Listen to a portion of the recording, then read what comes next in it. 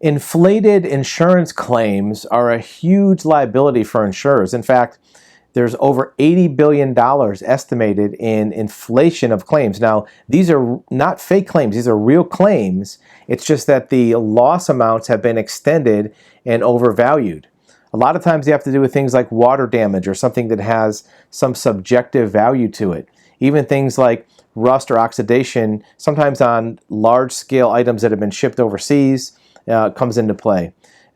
Extending damage to other items is another way to inflate a claim. Let's say one item was damaged in a house or in a fire or in a vehicle, extending it to damage or loss of other items around that one are another way to is another way to extend the claim.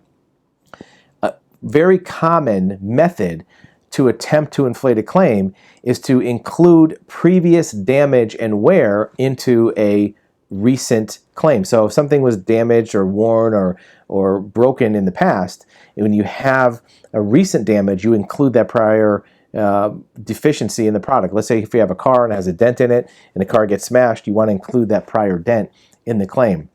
Another common way is to have ghost items. So you have things that never existed that were thrown into the claim as lost items.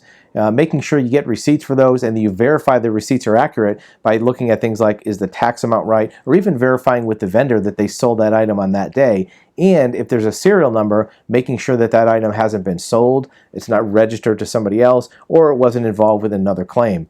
Looking at things like prior bankruptcy records or even personal financial statements of a person can verify if they had these assets. There was a big fraud case that was broken up where the person claimed the Rolex watch in some type of a loss, but they had filed bankruptcy a year before and claimed they had no assets. So either they acquired that item since then or never had it, and they couldn't verify either one, so it was thrown out of the fraud case.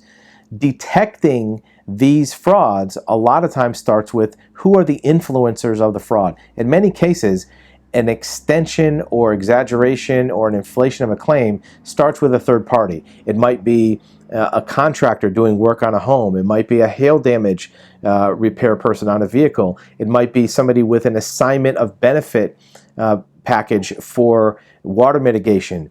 It may be even something like a neighbor or a friend who advises a party to add something else to their claim so they can get over on the insurance company. Looking at the history of contractors, even things like finances of a recipient of an AOB or criminal records of a repair person can help point the finger at who might be assisting in inflating a claim.